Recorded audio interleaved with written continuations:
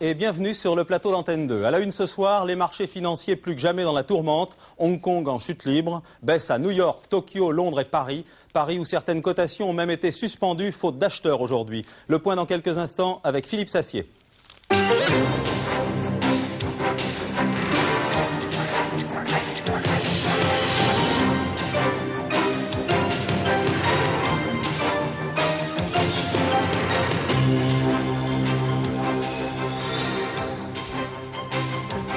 Chômage, le bon point de septembre, moins 2% et moins de 2 600 000 demandeurs d'emploi. Premiers bénéficiaires, les moins de 25 ans. Ce soir, l'enquête de la rédaction, le coût du chômage en Europe. La CGT mobilise 8 de ses militants au procès des casseurs de l'été 86 à Billancourt. Les accusés plaident non coupables. Les manifestants attendent le verdict devant le tribunal. La tempête sur l'Ouest, dégâts estimés officiellement à 10 milliards. La solidarité s'organise. Exemple 5 cas dans les côtes du Nord, celle des marins-pêcheurs. Les militaires choqués par l'élimination de Thomas Sankara. Au Burkina Faso, l'homme de la dissidence, le capitaine Kaboré, prêt au défi armé. Il est retranché avec 400 hommes.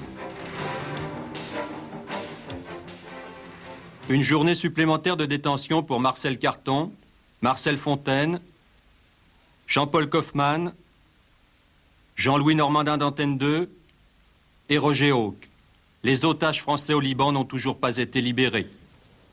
Nouvelle journée d'angoisse dans la course à la voile La Baule-Dakar, dont on parle décidément beaucoup. En fin de matinée, on apprenait que les frères Tabarly, Eric et Patrick, avaient déclenché leur balise de détresse à une centaine de kilomètres au large de Madère.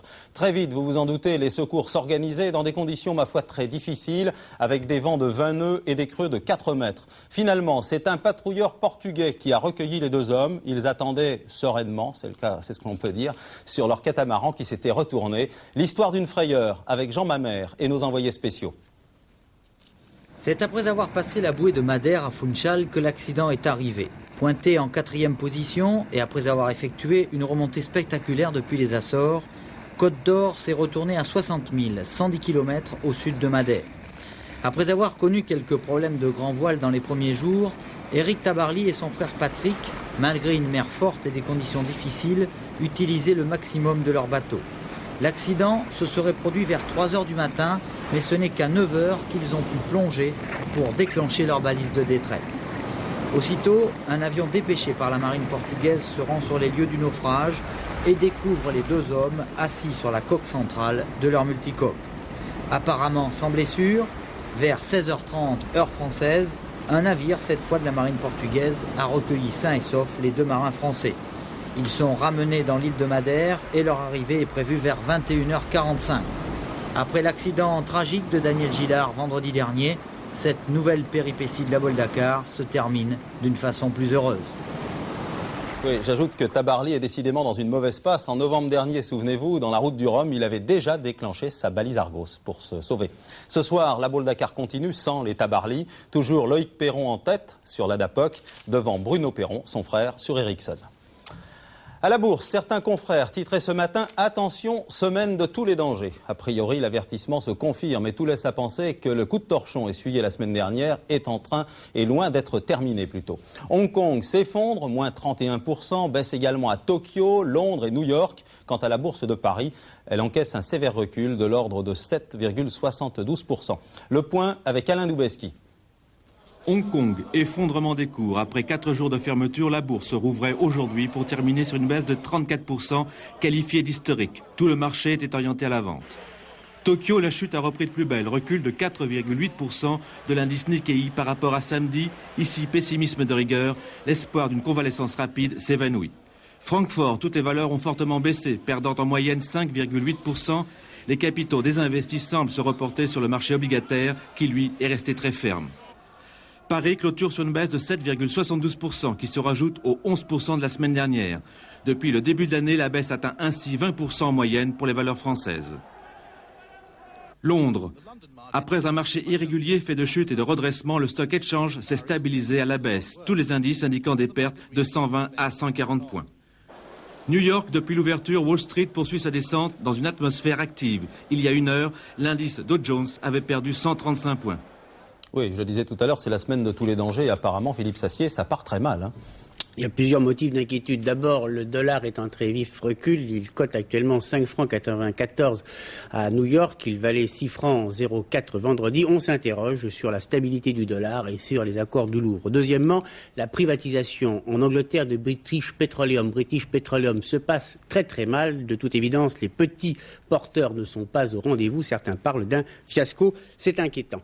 Ensuite, il y a la chute de Hong Kong. Oh, bien sûr, Hong Kong, c'est loin, mais avec les ordinateurs et les satellites, eh bien, tous les marchés financiers sont pratiquement au coude à coude. Hong Kong, c'est très spéculatif, mais Tokyo également, on se demande s'il n'y a pas une possibilité, une crainte de krach également à Tokyo. Enfin, il y a beaucoup d'incertitudes sur les taux d'intérêt, la croissance américaine au mois de septembre. Les dépenses de consommation des Américains ont chuté de 0,5%. Et on se demande si avec la débâcle boursière, eh bien, il ne va pas y avoir de nouveau un très fort ralentissement de la consommation américaine. Alors si j'ai bien compris, Philippe, l'œil du cyclone, il est plus à la Maison-Blanche, près du président Reagan, qu'à Wall Street. Oui, tout à fait. Chacun se demande comment on va vivre la dernière année de Reagan à la Maison-Blanche et dans les milieux financiers. On remarque que Gorbatchev a refusé un sommet entre les États-Unis et l'Union soviétique au moment où Reagan se débat dans cette tempête financière. Alors, le seul moyen de calmer le jeu serait que les Américains dépensent moins, qu'ils baissent leur déficit en augmentant les impôts, mais alors à ce moment-là,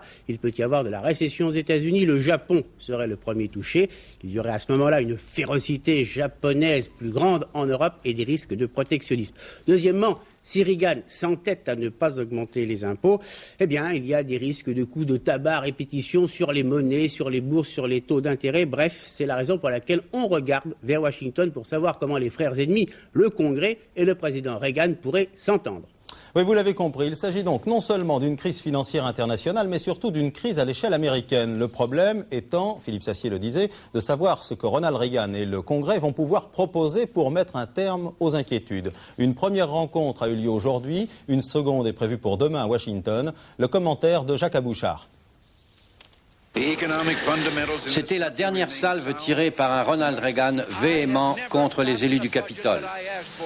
Je n'ai jamais pu obtenir le budget que je proposais au Congrès. Il est le grand responsable du déficit. Après des années de dialogue de sourds et de guérilla entre la Maison-Blanche et le Congrès sur les responsabilités du colossal déficit budgétaire, les deux partis ont enfin décidé de retrousser leurs manches et de coopérer. Il y a urgence. La tornade de Wall Street a été ressentie comme un sérieux avertissement aux États-Unis. L'Amérique vit au-dessus de ses moyens et s'endette massivement. En se retrouvant ce matin, l'équipe présidentielle et les leaders du Congrès se sont fixés pour objectif d'économiser 23 milliards de dollars et de contenir ainsi le déficit à son niveau de 1986. L'objectif est modeste, mais il faudra pour l'atteindre à la fois comprimer les dépenses publiques et augmenter les impôts, ce que Ronald Reagan s'était refusé à envisager depuis son entrée à la Maison-Blanche en 1980. Augmenter les impôts à un an des élections est un exercice périlleux, mais mener une campagne présidentielle sur fond de crise boursière et de récession serait encore plus dévastateur. À Tahiti, 48 heures après les émeutes qui ont fait, je vous le rappelle, 3 blessés graves et plusieurs millions de francs de dégâts, on s'interroge sur le rôle des dockers. C'est bien leur conflit qui a dégénéré dans la nuit de vendredi à samedi dernier, mais ce sont sans doute des éléments incontrôlés qui ont précipité les événements. Aujourd'hui, tout est calme, les premiers renforts de gendarmerie sont arrivés à Papeete, mais l'état d'urgence est toujours en vigueur. Hervé Brusini. Le paradis des Vainés devenu cité fantôme. Papeete à l'heure du couvre-feu. Barrage de police, circulation interdite dans les rues de la ville. À présent, le calme semble régner dans la capitale de la Polynésie française. 3 escadrons de gendarmerie sont arrivés de Nouméa, et puis en provenance de Paris, cette fois un Boeing 747 avec à son bord 200 gendarmes. En tout, 1000 hommes sont mobilisés à Tahiti pour assurer le maintien de l'ordre. Zone en état de siège, le port. Le port et ses dockers, toujours en grève. C'est d'ici qu'ont démarré les premiers affrontements dans la nuit de vendredi à samedi. On a relevé une quinzaine de blessés, dont 3 graves. Également présent sur place, Gaston Floss, le secrétaire d'État chargé des problèmes du Pacifique Sud. Je viens m'informer pleinement, a-t-il dit, et signaler que l'État apportera son soutien dans cette situation. Une situation qui reste tendue dès le lever du jour des touristes décidés de quitter l'île par tous les moyens. Chômage à présent, les statistiques à la loupe. Le nombre des chômeurs indemnisés est en hausse de 0,6%. En septembre, l'UNEDIC a augmenté à indemniser 2 266 400 demandeurs d'emploi. Pendant la même période, le chômage a baissé de 2%. C'est le ministère des Affaires sociales qui a communiqué ce chiffre aujourd'hui. Moins 2%, c'est un recul de 52 300 demandeurs d'emploi. Ce recul est particulièrement frappant chez les jeunes de moins de 25 ans. Léger mieux donc sur le front de l'emploi, il n'empêche que la France compte encore 2 596 900 chômeurs, exactement. La France n'est pas la seule, bien sûr, dans la tourmente, puisqu'en Europe, on compte actuellement plus de 16 millions de chômeurs. J'ai bien dit 16 millions. Une situation qui coûte très cher à la CEE. Témoin cette enquête réalisée grâce aux correspondants d'Antenne 2. 1 700 milliards de francs, c'est le coût annuel de l'indemnisation du chômage en Europe. Plus d'une fois et demie le budget de la France. Mais ce chiffre n'est que la partie émergée de l'iceberg, car personne n'est capable de dire aujourd'hui de quel poids réel les chômeurs pèsent sur l'économie de la communauté. Et dans la mesure où pratiquement un chômeur sur deux ne touche aucune indemnité et où une part non négligeable d'entre eux exerce soit des petits boulots, soit du travail au noir, même le chiffre des demandeurs d'emploi, environ 19 millions, est sujet à caution. Alors, les experts se jettent des évaluations différentes à la tête. Pour la France, par exemple, ce coût varie entre 230 et 330 milliards de francs, entre un quart et un tiers du budget de l'État. Un chômeur revient environ à 8 000 francs par mois à la communauté. Mais ces 8 000 francs ne représentent qu'une moyenne, car il y a plus d'1 million de personnes qui ne touchent plus rien, ou presque. Le chômage coûte chaque année à la Grande-Bretagne 20 000 millions de livres, 200 milliards. Un chiffre légèrement supérieur à celui du budget de la défense. On compte en Grande-Bretagne un peu moins de 2 800 000 chômeurs officiellement recensés, un chiffre comme partout contesté. Tous les chômeurs reçoivent la même somme, quel qu'ait été leur salaire précédent. L'indemnité unique est de 300 francs par semaine, complétée par des allocations supplémentaires en fonction de la situation de famille. Le droit aux allocations chômage est sans limite de durée. On peut ici toucher ces indemnités pendant des années. Paradoxalement, la Grande-Bretagne de la très libérale Mme Thatcher est un des pays européens qui assure le meilleur traitement social du chômage. Les robots et les restructurations du début des années 80 les ont chassés des grandes entreprises. On a dû créer pour eux la caisse d'intégration. Ils sont environ 600 000. Ils touchent 80% de leur salaire payé par l'État déjà lourdement endetté. En tout, 17 milliards de francs, le centième du budget de la nation. Mais il y a tous les autres, les vrais chômeurs, un fardeau pour l'Italie dont nul n'est capable de calculer le prix. En tout, ils sont 2 600 000 environ, plus de 12% des actifs. La moitié sont des jeunes à la recherche du premier emploi. 1 sur 10 seulement bénéficie d'une maigre indemnité. Pour les autres, c'est la chasse aux petits boulots précaires. Vous n'avez jamais travaillé? Si, j'ai déjà travaillé, travail au noir, comme font la plupart des jeunes d'aujourd'hui. Des laissés pour compte qui vont gonfler encore la cohorte des travailleurs au noir. 4 millions environ, une véritable institution. Un manque à gagner pour la communauté italienne incalculable, mais aussi, pour eux, le seul moyen de survivre. L'Allemagne compte aujourd'hui 2 300 000 chômeurs, 100 000 de plus que l'an passé. 1 million sont des femmes et 135 000 chômeurs d'Allemagne fédérale ont moins de 20 ans. En fait, le problème de l'emploi frappe surtout les travailleurs émigrés. La hausse du taux de chômage atteint 15% pour les Turcs et pour les Italiens. L'embauche se ralentit dans tous les secteurs de l'économie, 5% de moins par rapport à l'an passé. La réduction du temps de travail ne paraît pas relancer l'emploi. Retour en France, des militants CGT en accusation aujourd'hui devant le tribunal de Nanterre, dans la région parisienne. 9 syndicalistes licenciés par la régie doivent répondre des incidents qui s'étaient déroulés au cours de l'été 86 à Boulogne-Billancourt. Pour le PC et la CGT qui sont descendus dans la rue cet après-midi en guise de protestation, ce procès est le symbole de la répression syndicale. Reportage Françoise Joly et Jean-Marc Dubois. Ils étaient plusieurs milliers, militants CGT, membres du Parti communiste, à accompagner cet après-midi les 9 CGTistes de Renault-Billancourt. Ces 9 personnes, dont le procès a débuté aujourd'hui à Nanterre, sont inculpées notamment de séquestration, violation de domicile, de coups et blessures. Les faits remontent à l'été 86. À l'annonce de la suppression de plus de 600 emplois à Billancourt, des militants CGT avaient investi et dévasté les bureaux de la direction. 3 cadres avaient été molestés. Aujourd'hui, la CGT nie ces brutalités. Elle fait de ce procès un symbole de l'atteinte aux libertés syndicales. procès n'est ni plus ni moins qu'une véritable machination montée contre la CGT et montée bien sûr contre la classe ouvrière dans son ensemble pour pouvoir la mettre à genoux et de manière à pouvoir liquider, casser la régie Renault, en particulier au travers de l'attaque contre son statut et la casser tranquillement en faisant en sorte que les travailleurs ne luttent surtout pas. À l'ouverture du procès, ils étaient plusieurs milliers devant les grilles du palais de justice. Une centaine de militants assistaient à l'audience. On en est pour l'instant seulement aux dépositions des témoins de la défense. Vous voyez donc que l'audience risque de durer encore plusieurs heures. Une audience qui se déroule dans le calme. Il semble que 14 mois après les faits, les passions se soient un petit peu calmées. Il est pour l'instant difficile de dire dans quel sens penchera le verdict du tribunal. Une impression peut-être, les dégâts et injures que l'on reproche aux syndicalistes inculpés ne devraient peut-être pas peser très lourd face à l'émotion causée à l'époque par l'annonce de plusieurs centaines de licenciements. Merci. Suite des informations avec Isabelle Stess. Ensuite, nous prendrons la direction de la Bretagne, une région qui pense ses plaies 10 jours après la tempête. La retraite à 60 ans ne sera pas remise en cause. Philippe Seguin rassure la CFDT. Il entamait ce matin avec Edmond Maire ses discussions sur le rapport des sages sur la sécurité sociale. La CFDT réclame un prélèvement fiscal sur tous les revenus. Force ouvrière joue la prudence. Les problèmes de fond sont pour la préélection.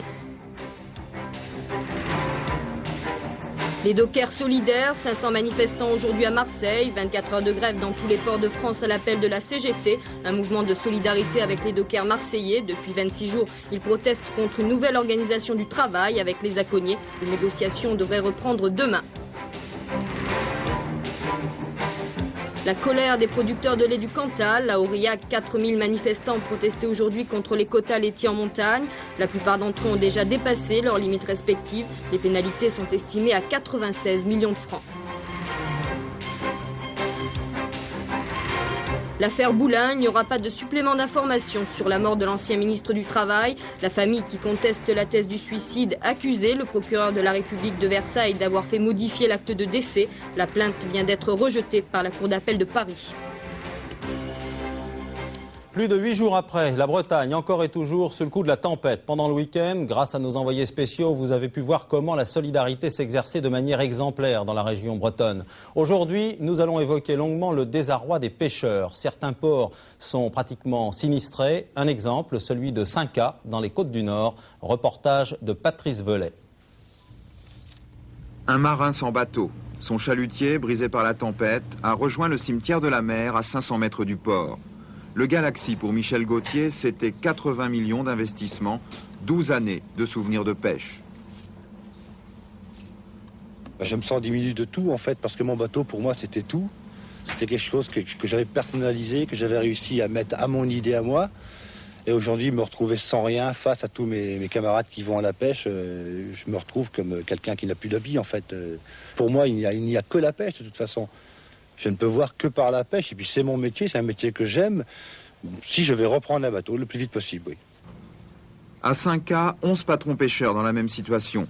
Les matelots au chômage, les assurances qui paient mal, l'avenir en noir. D'autres ont sauvé l'essentiel, la coque, l'outil de travail.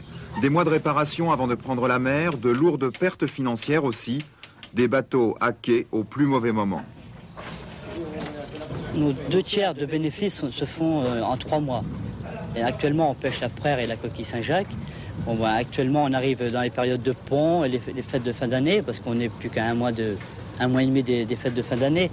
Bon, automatiquement, les prix augmentent. Et puis, et pour nous, bon, ben, on va rester là, on va attendre que le bateau se répare.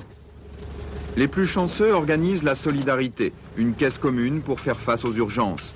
Mais aujourd'hui, Saint-Cas n'est pas encore sorti de son mauvais rêve.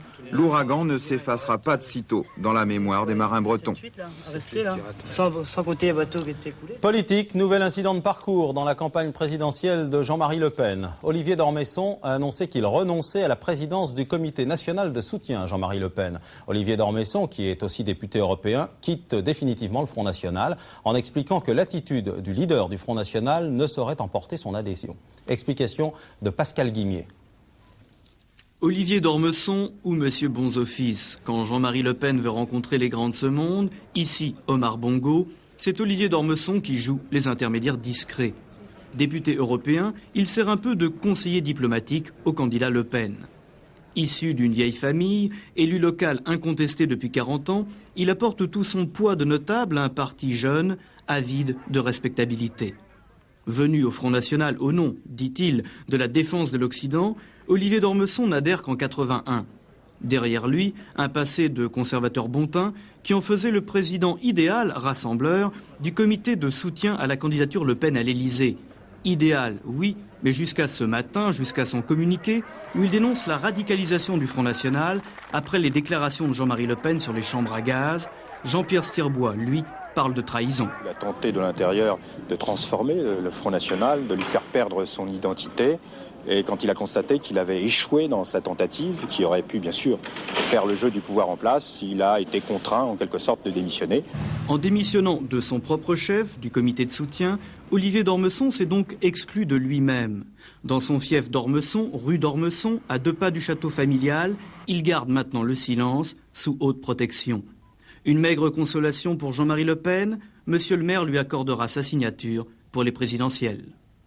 Ce soir, vous l'avez compris, le Front National affirme que M. d'Ormesson a été contraint de démissionner en raison de son échec. Bruno de Maigret, député de l'Isère, devient quant à lui président du comité de soutien de Jean-Marie Le Pen dans la perspective des présidentielles. À l'étranger, regain de tension au Burkina Faso, où la situation est toujours aussi incertaine. La 3e région militaire est entrée dans la dissidence ouverte contre le régime du capitaine Compaoré. La 3e région militaire peut tout faire basculer, car celui qui la dirige, le capitaine Kaboré, surnommé le lion de Boulkébienne, peut compter sur des commandos parachutistes particulièrement efficaces. Martine Laroche-Joubert. Calme apparent à Ouagadougou, 12 jours après l'assassinat de Thomas Sankara. Résignation, indifférence peut-être, mais la ville est à l'écoute de ce qui se passe à 100 km d'ici, à Koudougou. 400 militaires en dissidence, retranchés dans leur camp, sous les ordres du capitaine Kaboré, qui menace de descendre sur la capitale. Ces hommes l'appellent le lion de Bulkende. Le Front populaire a tué Thomas. Si je suis vraiment concerné, je ne peux pas soutenir. Non, c'est une contradiction, vraiment, n'est pas... Non, jamais, je ne peux pas. Il y a eu des erreurs. Parce qu'il a travaillé. Mais est-ce que ça vaut vraiment le coup de l'enterrer comme un chien? Ça, vraiment, je crois que le commun du mortel ne peut pas accepter ça. Donc, pour que les négociations aboutissent, il faudra dans un premier temps que nous puissions, en tout cas, accepter que cet élément-là soit réhabilité. De la réhabilitation de Thomas Sankara dépend peut-être la survie du nouveau régime. Mais aujourd'hui, sa tombe est toujours aussi sordide, les messes de requiem interdites. Pour Blaise Compaoré, son meilleur ami, accusé de trahison, et aujourd'hui à la tête de l'État, la marge de manœuvre semble bien rétrécie. Voyons rapidement les autres telex, les autres télégrammes de l'étranger. Le commentaire est de Rémi Roche. Le président de la Commission des droits de l'homme du Salvador, Herbert Anaya, exécuté ce matin par 2 inconnus. Les membres de la commission, qui affirment être eux-mêmes l'objet de menaces de mort, accusent le gouvernement et l'armée. D'autre part, une Française, médecin du Secours populaire, a disparu à la suite d'une attaque de l'armée salvadorienne contre un camp où elle travaillait. L'Iran est en rouge, l'Irak en blanc, l'Iran monte au filet et frappe, mais l'Irak contre et l'emporte par 3-7-1. Le match se déroulait au Koweït pour le compte des championnats d'Asie de volleyball. Poignées de main et bouquets de fleurs, liesse du public, il n'y a pas eu d'incident. Ambiance tendue en Corée du Sud à la veille du référendum proposant la modification de la Constitution en vue d'élire le président de la République au suffrage universel. Perspective qui vient de provoquer l'éclatement du Parti démocratique d'opposition, dont les 2 leaders envisagent de se présenter séparément. Merci. Rien ne va plus. De l'autre côté de la Manche, Big Ben, la plus célèbre horloge d'Angleterre, s'est arrêtée hier. Apparemment, il y a des fissures dans le mécanisme. Et comme un malheur n'arrive jamais seul, ce sont les démêlés entre Charles et Diana qui s'étalent aujourd'hui à la une des journaux. Nos confrères qui ne laissent rien passer affirment que les époux ne se sont vus que 6 heures, rendez-vous compte, en 39 jours. Bilan, émoi dans les chaumières britanniques et consternation dans les milieux aristocratiques. Alain Cancès. Tout avait pourtant si bien commencé. Il y a 6 ans, la jeune bergère aux cheveux blonds épousait son prince charmant, le futur roi d'Angleterre. Devant leurs écrans de télévision, tous les amoureux de romance royale s'attendrissaient devant le sourire radieux des jeunes mariés. Avec ses robes excentriques et ses allures de gamine, Lady Diana faisait souffler un peu d'air frais sur la vénérable cour d'Angleterre. Les chiffres de vente des journaux spécialisés montaient en flèche avec comme il se doit dans les contes de fées, la naissance des premiers enfants. Mais les plus belles histoires ont une fin. Rien ne va plus entre Lady Diana et le prince Charles. Depuis quelques mois, ils n'ont passé ensemble que quelques heures et vivent aujourd'hui des vies séparées.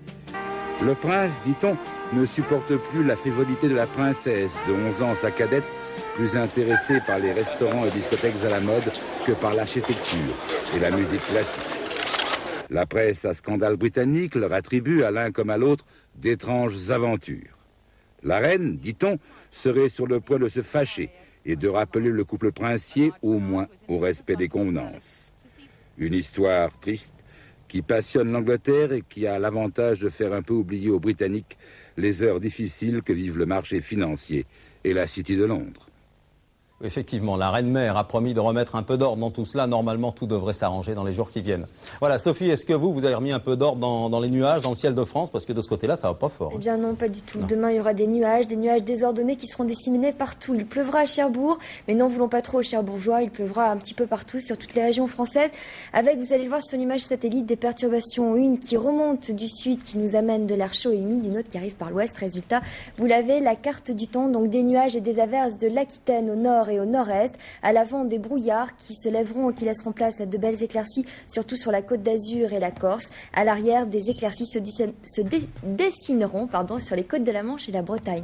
Les températures s'échelonneront de 13 degrés à Cherbourg, à 16 degrés à Bourges et à Dijon, et de 18 à Limoges, à 23 degrés en Corse. Demain, nous serons le mardi 27 octobre et nous fêterons les Amelines, Henri. L'actualité, retour à l'actualité, c'est presque aussi la météo. L'actualité, c'est la tempête financière. Apparemment, les dernières dépêches de l'AFP qui viennent de New York me confirment une violente rechute à Wall Street. Nous allons avoir confirmation en direct de Wall Street avec Paul Naon. Paul, vous êtes en direct sur l'antenne. Oui Henri, Wall Street vient de fermer il y a quelques instants et nous venons d'assister à un deuxième lundi noir. Le Dow Jones, qui est un peu le thermomètre de la bourse américaine, a perdu 162 points par rapport à la séance de vendredi dernier et il a clôturé à 1790. Alors toute la journée, la Banque centrale américaine a injecté sur le marché d'énormes liquidités, apparemment sans résultat. Alors à Wall Street, tout à l'heure, un spécialiste m'a affirmé, comme lundi dernier, tout peut encore arriver et on attend la séance de demain avec une très grande appréhension. Merci Paul. Prochain rendez-vous d'information 23h45 avec Aubry Edler. Demain à 6h45, n'oubliez pas Télématin avec Isabelle Hautement et Catherine Sellac. À 7h45, dans les 4 vérités, Gérard Morin accueillera Jean Matteoli, le président du Conseil économique et social. Au menu, beaucoup de choses. La bourse, les privatisations, le chômage et la prochaine visite du chef de l'État, François Mitterrand, au CES. Excellente soirée sur Antenne 2. Je vous retrouve demain, 20h. Bonsoir.